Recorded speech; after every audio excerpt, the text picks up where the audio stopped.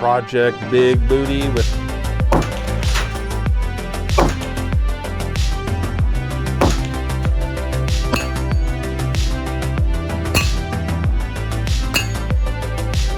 folks, welcome back to part 2 of Project Big Booty, our 300 Blackout subsonic loading. And yes, these are some completed rounds we are going to be testing out here very soon. So with this, unfortunately, folks, it did get delayed. Back in the spring, we put out our first video. We had full intentions of going full throttle into it, and then was very busy with work in April. And then the tsunami hit of all these different warm weather things happening. And pretty much, unfortunately, this got shuffled to the side. And during the summer, I did fiddle fart with it kind of a little bit. And that leads me to the second part of this, is that I kind of ran into some unexpected delays. The issue being with Subsonic, the funny thing is people are always talking about with 300 Blackout, Subsonic, Subsonic, Subsonic. You got to load Subsonic, you got to shoot Subsonic, and on and on and on. And the thing that I found coming out of like the 300 Blackout Supersonic world and kind of loading, you know, all those bullets for 10 years and everything was on the subsonic side, there was not really as much data or information out there, or cohesive information, I would say, about this. And especially whenever it came to the powder that I picked, 300, the CFE Black, which again was kind of interesting because this is a powder that whenever it first came out about 6-7 years ago, they were talking it up very much as that it was powder kind of optimized for subsonic, which I believe to be the case, having experimented with it in supersonic bullets. And so I kind of figured this was kind of the go-to powder. And then also with these berries bullets being as common as they are, I also found there was a distinct lack of data out there or experiences on different forums and stuff of people actually having used these and loaded these, and again, not a lot of what I would call kind of cohesive information about it, little bits and tips and, you know, different things that you would, you know, maybe hear about. But no one really had a decent recipe. The other thing, too, was that a lot of people really bitched and moaned about CFE Black.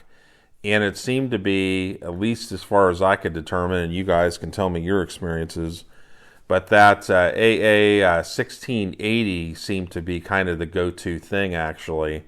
And people weren't very happy with this overall, which, again, I find kind of funny because the whole point of this powder was pretty much 300 Blackout Supersonic. So we're going to find out about that.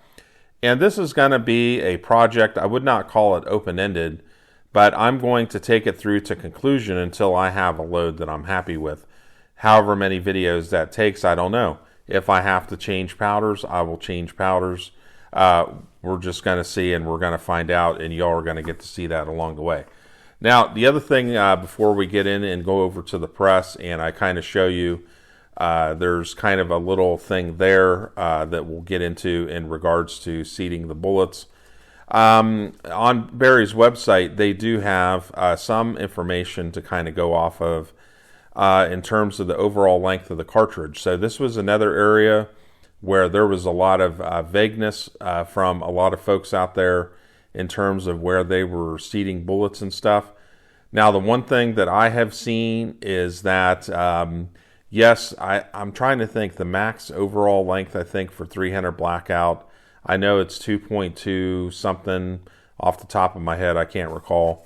But I have seen folks that have loaded bullets way out to that maximum, and they don't really seem to feed as well. That's just what I've seen.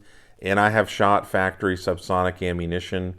Some of it seems to be loaded out to near max specs. So, yeah. So the one thing with this, with the Barry's bullets, is that they mention an overall length of 2.15. So I decided to go with that and just kind of tailor it around based on what they're saying. And the other thing that they kind of pointed out with all this, you know, your max velocity, obviously 1,300 feet per second.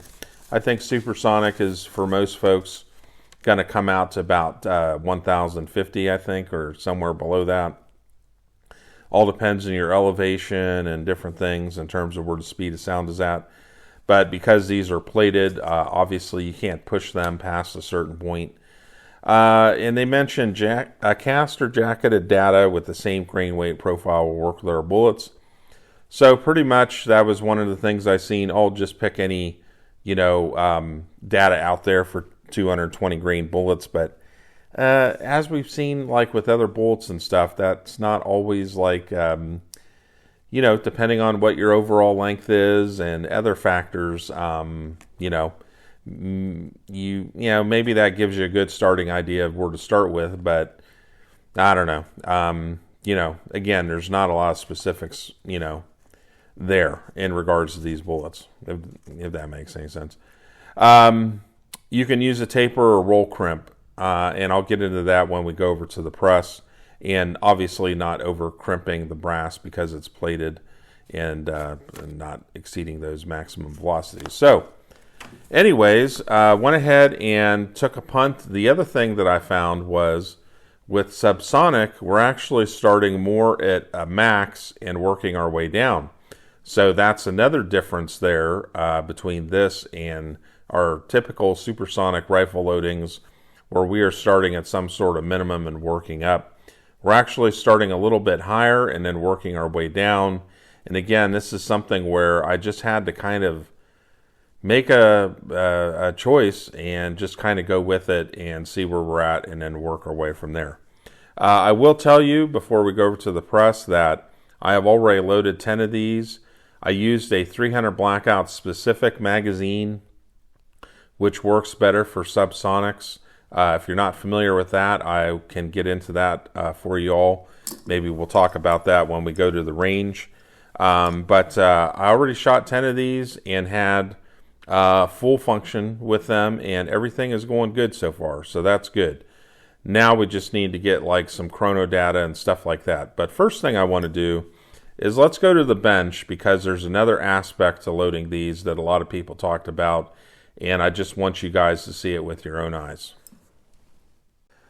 All right, folks, so here we are at the reloading press. So before we get into talking here about the case mouth, powder charge, and also the primer, one thing I want to remind y'all is make sure you support the channel through the Amazon links.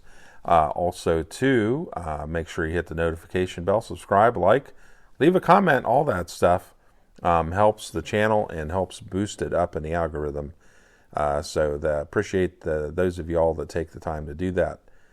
So here, first off, this is one thing that's come up a lot in my reading with 300 Blackout Subsonic. And part of it is a lot of the bullets, they end up being sized at .309, or people have even loaded them a little bit thicker even from what I've seen.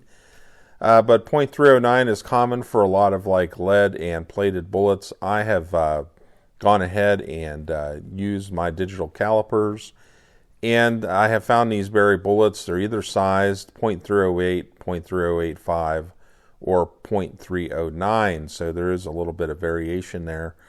And so in regards to that, what a lot of times people have mentioned that comes up is they end up having difficulty seating it in the case mouth there without using some sort of expanding die.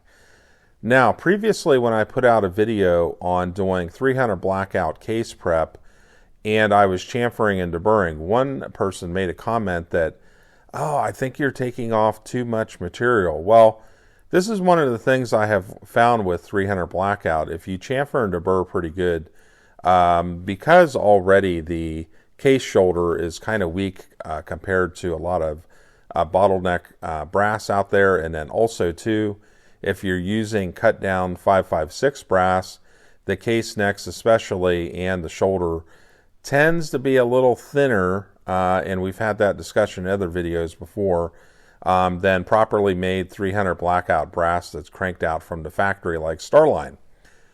So with that, we have to really watch when we seat, and the easier the bullet that goes in, as long as we have enough neck tension there, the better. So I have found doing the chamfering and deburring work helps. And so whenever I trim my brass, one of the things is that I trim it to 1.36, which is about 0.02 off of the 1.358 minimum that is the most commonly written down minimum I've seen. And so what I have found is that if I leave that 0.02 there and then go ahead and maybe chamfer and deburr just maybe a little bit more aggressively, I get a nice kind of beveled edge and I don't have problems with seating. And it's been kind of the same with this as well. So let's go ahead and seat one. So we've got our powder charge. Now the powder charge here I'll talk about in a minute along with the primer, but let's focus on this first. So you've got your big tall bullet here as well, and it's not going to sit there. So what I've had to do whenever I've seated these so far is just kind of hold it in place, and then whenever I come up, I just have to just be nice and smooth, just kind of let it start to make contact there, and then instead of just ramming it in there and just really cranking that handle down, just gradually, just kind of slowly kind of, squeezing it in there just to tip it first, and then all the way in and then out. And so that's the way I've been doing it. And so far have not had any issues seating any bullets, just kind of taking care to do it. I know a lot of different rifle cartridges, you can pretty much stick that bullet on there, ram it down in there, and, it'll go, whatever. With this, I think we're especially going to just have to take care with what we're doing here. And let's go ahead and do another one. And just kind of watch what we're doing as we go ahead and we start to seat these. And just kind of easing it in there. Making contact and then squeezing it in all the way. And then there we go. All right, so now the next thing is crimp or not crimp. Huge debate always online out there on the gun forums. Should we crimp, not crimp? Now, Barry's in their sheet there, they recommended you can either use a taper or roll crimp. So what I decided to do is this. I suspect that the neck tension there is probably pretty good. However, I did the little test that I do sometimes where I'm not going to do it up against the metal here, but the wood down below, I just take it and I measure it first off, the whole case. Then I just put the nose of the case up against a piece of wood and I press, and I just use a bit of force, and then I measure it again to see if there's any movement in the overall length of the case. And with this, I did have about 1/1000th of an inch movement. So what I decided to do was just use a very slight taper crimp. So with my RCBS die here, I just cranked in just basically the most minimum amount of taper crimp that I could use, and that seems to be good where we're not stripping any bullets or anything like that. Okay, folks, I'm using the standard CCI number 41 primer. These have been my go-to primers for 300 Blackout for 10 years now, and they just work, and they kind of function like a Magnum small rifle primer, so they have a little more oomph to them, and also, too, they have a thicker cup to help prevent against slam fires and ARs and all that. So it's my recommended primer. It's what I like to use, and that's what we're using here. And then, of course, with our powder charge, I bumped it up kind of a little bit high as a starting charge. So I'm starting out at 12.9, which is going to be too high, but for subsonic, I suspect. But here's the thing that I'm also concerned about, is that I basically want reliability in that AR platform, and that it has to cycle. Because if it doesn't cycle or causes reliability issues, then I'm not as interested in it. So it's got to work pretty much all the time. Now, perhaps someday, whenever I get a 300 Blackout rifle that's a bolt action rifle, that might not be as much a concern. But in a semi-auto platform, yes, it is. So I don't want to run into any issues, with cycling the action or anything. So that is one thing we're going to have with this, is that it's going to have to work, or we're going to have to come up with something else. So, that's just where it is.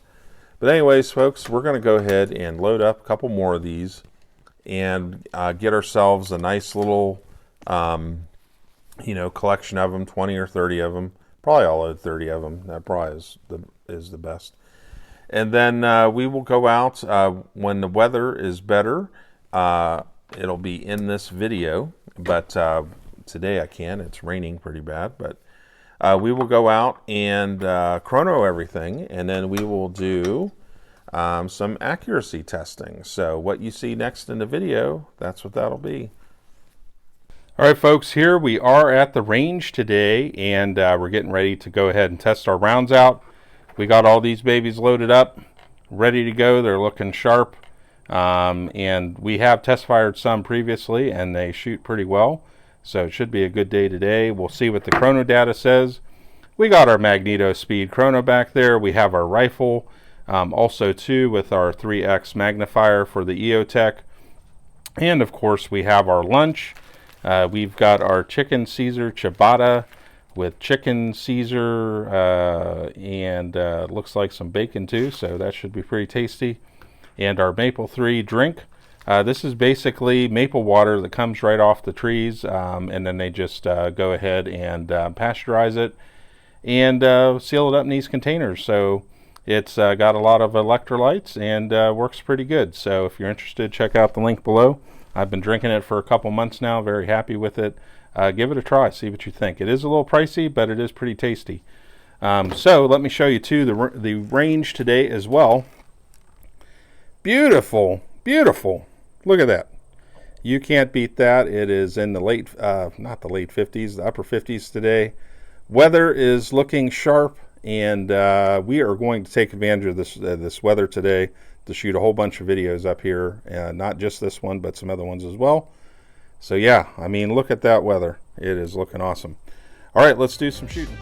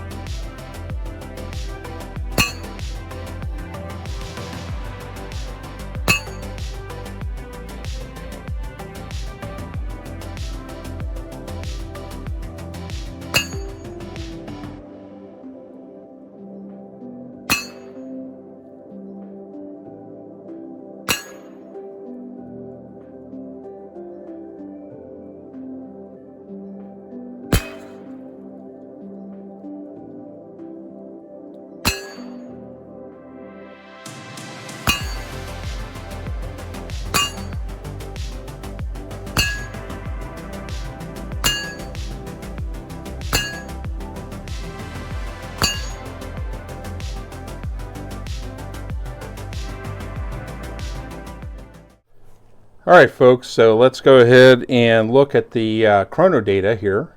So our average was 12:12. All right, so definitely a little bit above subsonic, and I can hear the crack as well. So we probably need to get it down. So 12:44 was the high. And then, let's see here. Oh, come on now. The low here was 1195.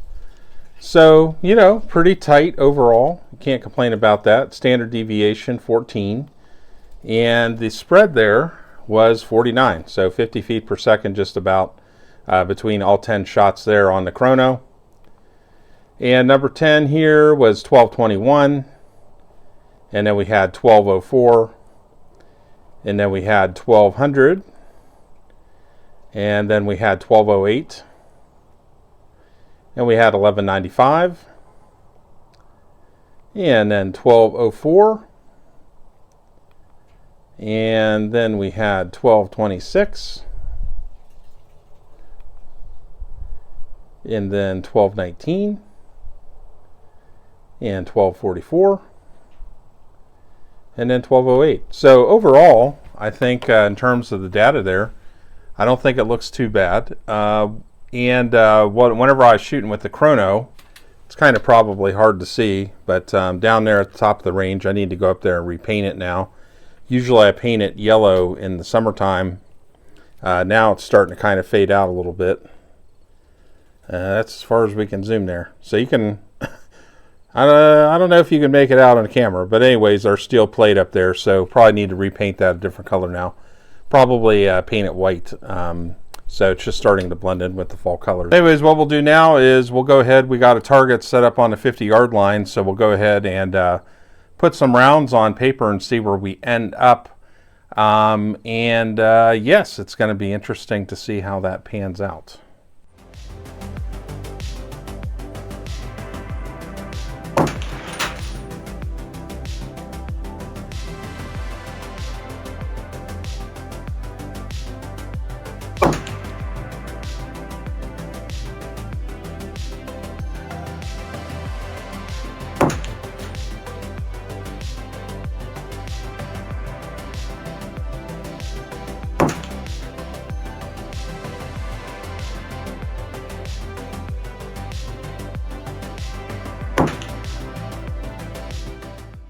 All right, folks, let's go ahead and wrap up Project Big Booty with our 220 grain berries bullets for 300 Blackout. And here's the group that we shot. I'm very happy with this. 5 shots in there. 3 of them pretty much stacking right up on top of one another right in here. Let's go ahead and zoom in just a little bit closer here so you can see better. And yep, three shots there basically stacking up on one another pretty good. And then 2 that were a little bit wider. The group's just wider than my finger. That'll work for me. I don't know about you all, but that works just fine. Ain't no complaints there. So folks, so far everything is going great with this project. Extremely happy with these bullets. I'm definitely going to get more of them. And we're also going to look at doing some additional powders. However, first, we do have to finish this project. And right now, we're just over 1,200 feet per second, so we're going a little bit too fast, and we need to kind of actually back that down now and get that closer into the subsonic range. So we probably want to drop down between 1,000 to 1,050, I'm thinking. And well, at least as it stands so far, even if I didn't hit subsonic yet, I have to say overall, just super happy with how these bullets are working. They're affordable. They load pretty easy. Didn't have any big issues with that. So far, they have proven reliable. I think the big boo-boo that I've seen, either with factory ammo or with a lot of folks that reload with subsonic, even a lot of other supersonic 300 Blackout bullets, is they use too long of overall length. And with this, berries, they recommended, I believe, to load these out to 2.15. And I think a lot of folks are loading a lot of these bullets way out to 2.23 and stuff, and you really don't need to do that crap. I don't think it's necessary, and I think it just makes the cartridge too long and just too difficult. The other thing is, when you're using subsonic bullets in 300 Blackout, you want to use one of the 300 Blackout specific magazines. Magpul makes them, Lancer makes them, and they have kind of a reprofiled follower, and that just seems to work better with subsonic rounds overall. I don't have as much luck with them with supersonic. I think the regular AR-15 magazines work good, But if you're going to go Subsonic, definitely you need a 300 Blackout specific magazine to reduce any reliability issues. And I have found that that helps a lot. Overall length, too long or too short, whatever, that really helps too. So those are some things to think about. So where do we go from here? Well, we obviously have to get the speeds down. So back to the reloading bench and figure out what my next powder load is going to be. The CFE Black also, that seems to be working pretty good as well. So no complaints there. A lot of people I saw online bitched and moaned about it. We'll see if they're right. It could be in the end, you know, that turns out to be a non-issue. I thought it was going to be a bigger issue compared to what a lot of folks said. So far, not a problem. However, if we do run into a jam with it, we can always try other powders like H110, which I don't think will work as well in Subsonic, but we can also try AA1680, you know, so we'll see. Anyways, folks, hope you enjoyed the video. I had a lot of fun making it, and we have a lot more to come. Make sure you support the channel with the Amazon links below. It just kicks back a tiny commission to the channel. The more, it's a way of you guys being able to voluntarily support the channel. When you do that, it really helps out because I put the money right back into the channel for all sorts of stuff. And then also too, make sure you like, share, and subscribe. We really need to boost the subscriber numbers. And you know, don't be shy about sharing the videos around either. Also too, feel free to leave comments below as well. So yeah, been a lot of fun, and we'll see you all in the next video.